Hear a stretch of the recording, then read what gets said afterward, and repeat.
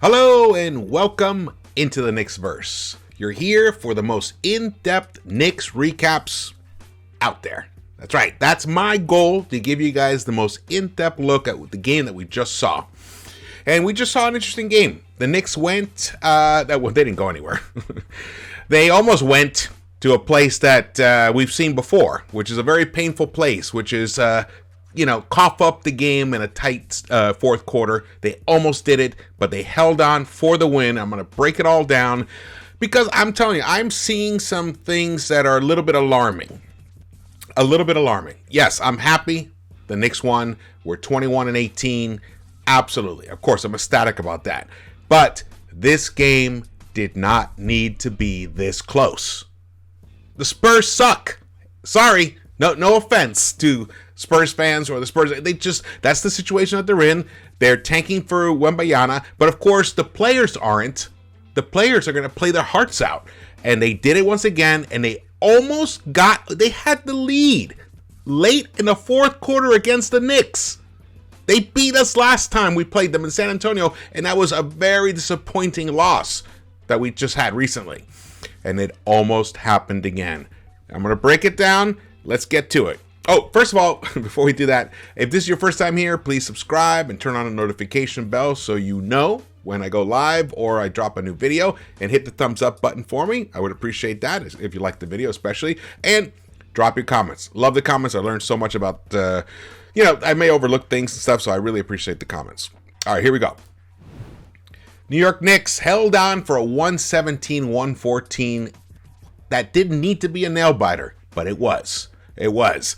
The San Antonio Spurs. Why did I think of Seattle? That's funny. There still should be a basketball team in Seattle. There should definitely be a basketball team in Seattle. The Spurs, the Knicks just let them keep hanging around, and eventually they bit and they took the lead. And it should not have been that way, because the Knicks got off to a great start in the first quarter, lit them up for 38 points. It was looking like, oh, this is going to be a blowout game. But no. Could the Knicks have held on? No. It was 39 points. It was 39-29 after the first. And then we kind of let the Spurs crawl back in, and it was 62-55.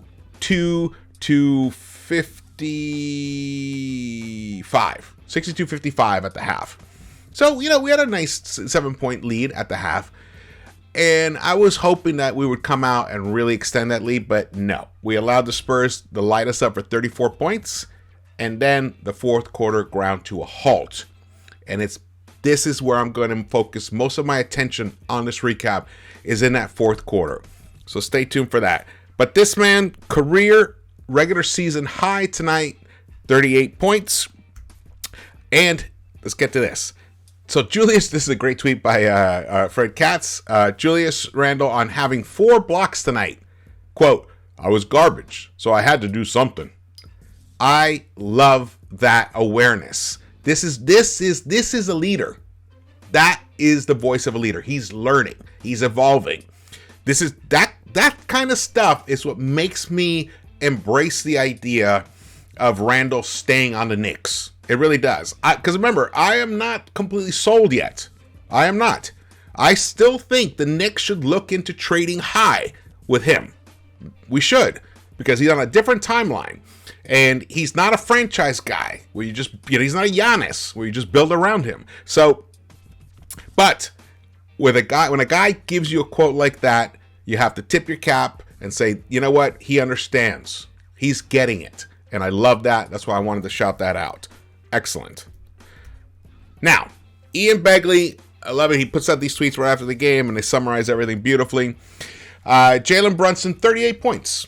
And New York Knicks defense both delivered late in game versus San Antonio Spurs. A lineup of Quentin Grimes, Miles McBride, Emmanuel Quickley, Jericho Sims, and Julius Randle force a 5-second inbounds violation on San Antonio Spurs with 5.7 seconds to go, and Grimes prevents Keldon Johnson from getting shot off at the buzzer. Excellent defensive execution in those last few seconds. Excellent. And that's what sealed the win, because the Knicks did not hit their free throws. So that's what sealed the win. fantastic situation there defensively. Love seeing Deuce in there, and then he subbed immediately. They subbed out Deuce and brought Jalen back in. And the defense that Grimes played on, who did he roll from? I can't remember, but he was guarding somebody else.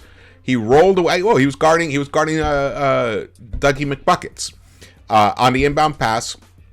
There was only a few seconds left, and he released from McDermott, and he positioned his body perfectly, so he was shielding Keldon's vision for McDermott, because it wasn't that much time, but it could have been initially. He could have just immediately gotten it and just given it to Dermott for an easier 3-point look, a closer one as well.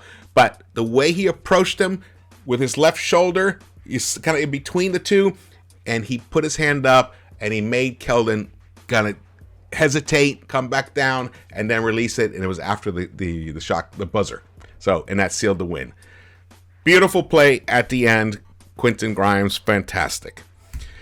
Gonna roll through these really quickly because I'm gonna get into this fourth quarter. So you can see the Knicks led by Jalen Brunson, who shot. He put up 27 field goal attempts, which is a lot, but he gave us 38 points. Tremendous. 3 of 7 from the 3-point line, 17 of 27 overall, 7 rebounds and 6 dimes.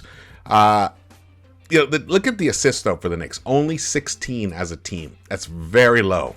Very low. The ball stopped moving. The ball really wasn't...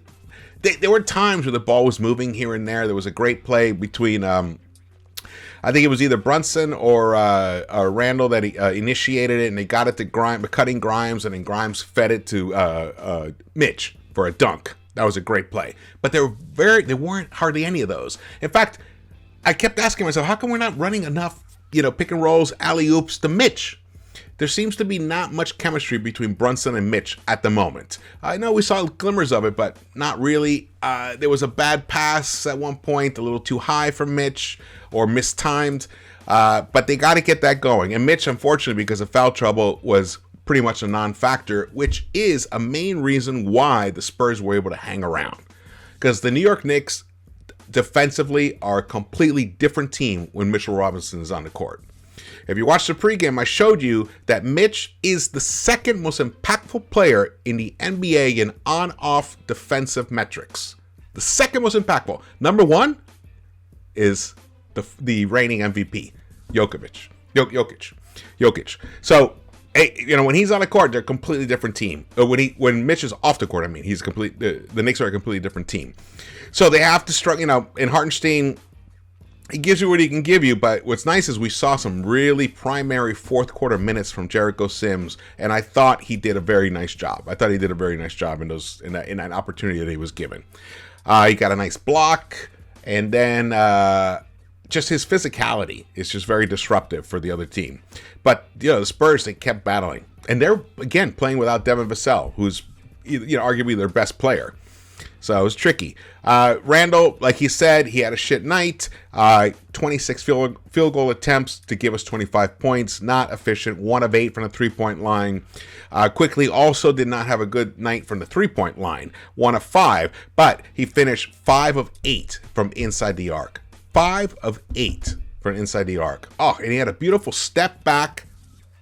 Jumper. Like about 12 feet out, which was a big bucket. Very Brunson-esque. I really love seeing that.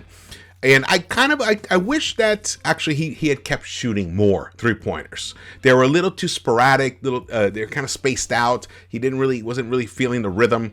He's a rhythm shooter. That's the kind of stuff that I wish the Knicks had a little more awareness of as a team. Let's try and feed IQ a little more, get him going, because he has been connecting of late. So, but in this case, kudos to him for not forcing ones up, but look at him. He comes through with 8 rebounds and 5 dimes for 15 points. But look at the minutes. I want you to look at the minutes because this is going to play into the later discussion. Randall, 41 minutes. Brunson, 40 minutes. IQ played every minute in this game except for 2. Except for 2 minutes. Crazy. Grimes, 37 minutes. 37 minutes is a lot of minutes. But he had 3 guys on his team that played more than him tonight. Insane. insane. Fournier got in the game, 11 minutes, 1 of 5. Didn't really contribute much, but at least he contributed minutes. At least he can you imagine if he didn't play, But Mitch, only 13 minutes because of foul trouble. The Knicks shot about 48. He shot almost 48% from the field, but only 32.3% from the three-point line, which is along the lines of what they were shooting earlier in the year when they were the worst three-point shooting team in the NBA. And like you see, 47 rebounds and 16 assists. Not a great night from that standpoint tonight. Here's the plus minus. So you can see, look, Jalen Brunson's plus minus plus 14. He led the team. Randall plus 9. Quickly plus 2. Grimes plus 9. Now remember, Quickly played an additional 6 minutes than Brunson. Jesus. I mean, diminishing returns is a real thing. I know there's a lot of people out there that believe, oh, they're young guys. They can play forever. Yes, you can. That's not the point. That's not what I've been saying. We're talking about the quality of play. There's absolutely, it's 100% documented. The quality of play dissipates if the player plays too many minutes for long stretches. That's just a fact of life. Think about how you are, your mentality. Think about when you play, when you're out there and you're playing. Towards the end, you're kind of you're not as sharp. It's just, even professional athletes, this happens to. That's why you need those breaks. You see in tennis players, they take that extra moment. They bounce the ball a little more before they, serve. You just need to have those moments. And basketball is constant, up and down, up and down. It's the most physically grueling sport that there is. So it definitely impacts them. Now, yes, they're young, so it shouldn't impact them as much, but that's how you make silly plays. Like Sohan at the end. You can't blame the guy. He had other guys on the team. Someone else could have called the timeout as well, but the Knicks got that 5-second violation on him. Now, the kid's only 19, so, got to cut him some slack. And like Popovich said, it's not the reason the Spurs lost this game, or the Knicks won this game, as I was saying. But Randall did finish with a double-double, 25 points, 19 rebounds, 3 dimes, 3 steals for Randall, and 4 blocks. So he had 7 stocks tonight, but he did have 5 turnovers. And Brunson had 4 turnovers, and 2 of them were very crucial in the fourth quarter, which is what allowed the Spurs to get back in the game, and I'm going to get to all of that very soon. Here are the Spurs. You can see Keldon Johnson, 26 points on 16 shots. Very tremendous, efficient night for him. They had 5 guys in double digits. Richardson, man, is he a pest? I like his game. 29 minutes. He scored 20 points, 9 of 14 overall. McDermott, 15 points. And look at Zach Collins. Didn't miss a shot. Hit all 6 of his field goal attempts and both of his 3-point shots. 3 rebounds and 3 dimes. They were moving the ball. They were playing a prettier style of offense than we were for very long stretches in this game. Just the reality of what I saw. You guys can argue with me, but that's what I saw. But we out-rebounded them. They got more assists than us. But they almost shot 40% from the 3-point line. But they only put up 28 attempts. If they had put up a few more attempts, this game could have been another heartbreaking loss for us tonight. That's just a matter of strategy. It's also a matter of opportunity as well. So you can look here at the team stats. They shot, they give them credit for 50% from the field. We shot about 48%, which is decent, which is nice, but the 3-point line wasn't there for us. But because they only put up 28 attempts, we put up 31. It was almost a wash. They got one more 3-point bucket than we did. The free throws, once again, are hurting us. It's another aspect of this game that made it closer than it needed to be. We missed 9 free throw attempts on 26 attempts. Right? We only hit 17 of 26, 65.4%. That's just not going to do it. And we're talking about Randall missing them, talking about Fournier missing them, Brunson missing them. Brunson, who was an 85% free throw shooter. I don't know what's going on there, and even he said in the post game, we got to make our free throws. That's what I love. That's a major difference with this team. They're so self-aware of what is going wrong, which brings me to a very important point. In the fourth quarter, I want Jalen Brunson to become even more self-aware. And I'll get to it in a second.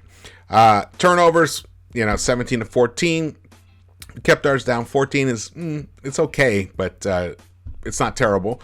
The points in the paint, we won it this time. Remember, they beat us by a plus 20 last time, 62 to 42. This time we got it 52 to 46, but it was only a plus 6, so that really helped level it out. See how you see? They had the lead, 3-point lead at one point in this game, and our largest lead was 13. So we never could really get some nice padding in that lead. So they were always right there with us, and it was frustrating. It was maddening, man. It was maddening for me. All right, let's get to this. Here we go. First half, Spurs score 55 points. The Knicks score 62. So you think, oh, nice. But look at that. Only on 42.3% shooting for us. They shot 42.6, very similar. 6 of 19 for the three-point line for us, 6 of 18 for them. It came down to the free throw shooting. That's why we had the lead. Because in the first half, we were hitting our free throws, 75%. Not, it's okay. I'll take that. I'd rather us as a team be up around 80%. So, but you know what? I'll take 12 of 16. I'll take it. It made the difference. They were 9 of 11. And in terms of rebounds, we were up plus 5, 30 to 25. Assists, they out-assisted us 13 to 8. And steals, we did a nice job with the steals and the blocks. That's for sure. Turnovers, we only had 5 in that first half, and they had 6. So that was pretty even. So nice. But still, we gave up 59 points to the San Antonio Spurs in the first half. Oh, wait. Oh, I'm looking at the wrong thing. Sorry. There it is. 55 points. Not 59 points. 55 points. So what was I comparing? Okay. Yeah, no, it's all right. It's right. Now we go to the second half. Second half, we give up 59 points to the Spurs. 59! And what did we score? 55. So we scored the same that they scored in the first half is what we scored in the second half. So if it weren't for hitting those free throws in that first half, we would have lost this game. We would have lost this game. But we shot better in the second half. We hit 23 of 42 of our shots, 55, almost 55% overall, but our three-point shot was not there. Look at that, 4 of 12.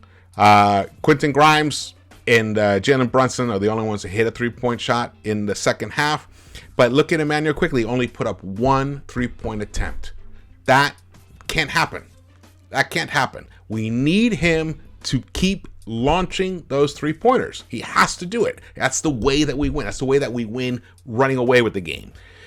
And he only put up 1. And you can see Randall struggled. He struggled 0 for 3 from the three-point line in the second half. And in the first half, he was 1 of 5. So, it's smart of him to just kind of like stop trying to launch those three-point shots because they weren't dropping for him. But look at the turnovers. 3 for Randall, 3 for Brunson in that second half. And it's because the ball stopped moving. The ball literally ground to a halt in that fourth quarter. They went to ISO, ISO, ISO.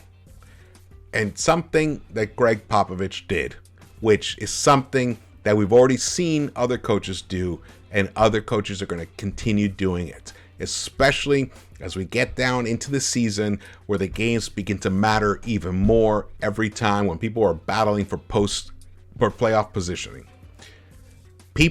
Coaches are going to start putting taller players on Jalen Brunson in the fourth quarter.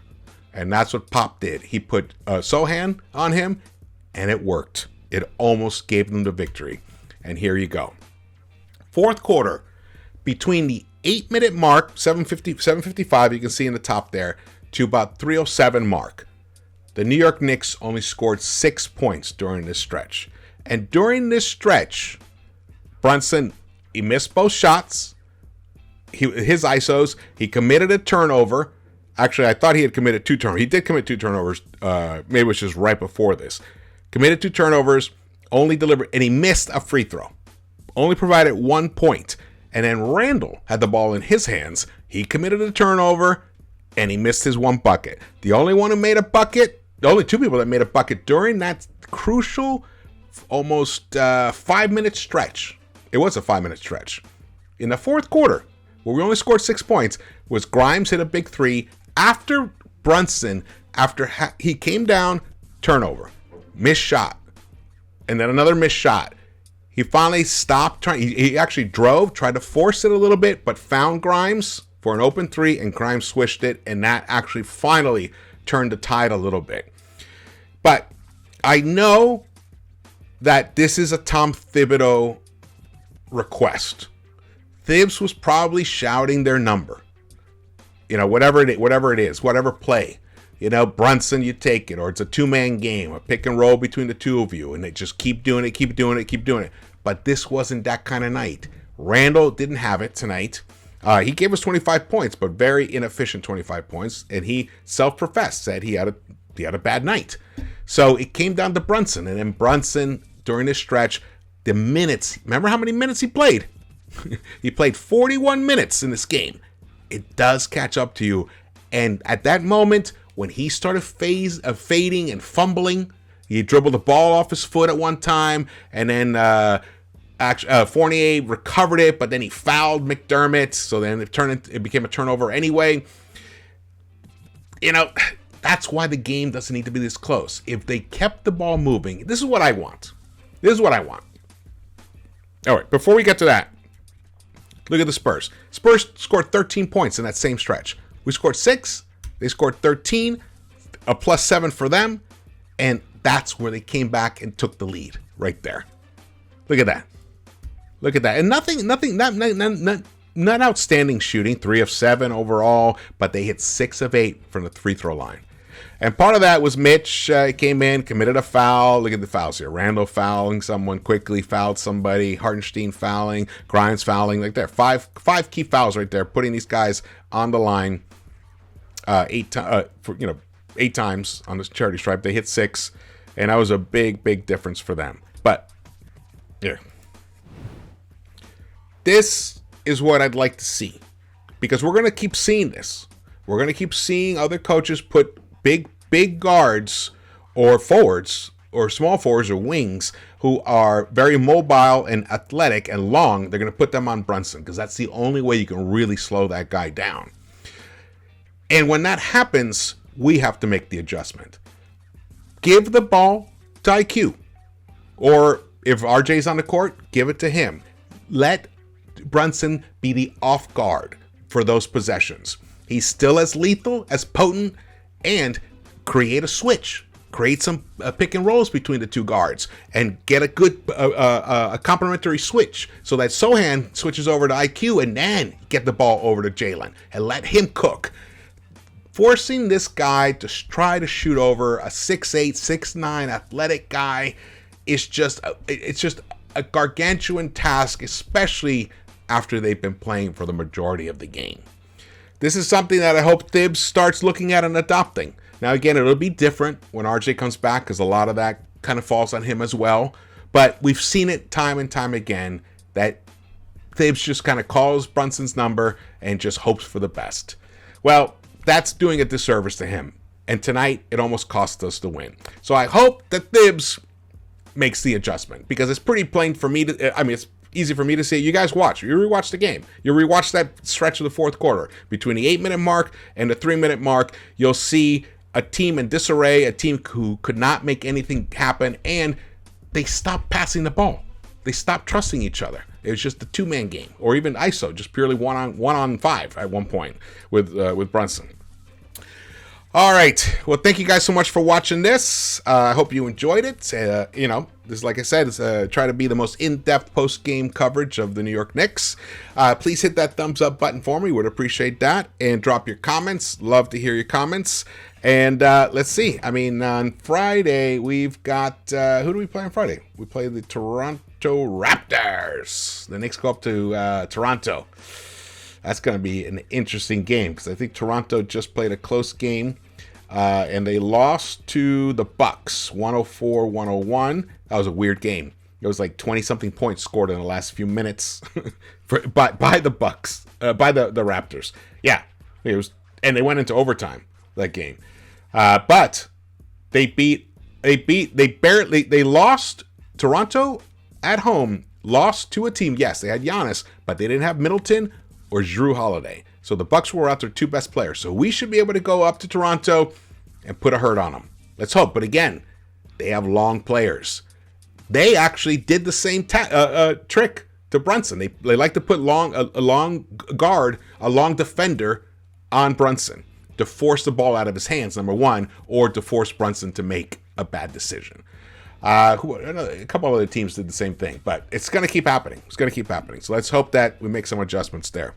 I mean, Brunson, he's a lethal off guard as well, and we've seen it from time to time. We've seen Brunson give the ball to IQ and let him run the show for a stretch here and there. But I think tonight, Thibs knew how important this win was. He didn't want to risk that. But by him being that way, we almost ended up losing anyway. Sometimes what you fear the most is something that you actually bring upon yourself by your actions. And that's almost what happened tonight. Thankfully, Brunson got it together and he hit 3 great big buckets towards the end to seal the win for us. So that was fantastic. Congratulations to him. Congratulations to the Knicks. And to everybody here, thank you guys for watching this. And I will see you around the Knicks-Verse.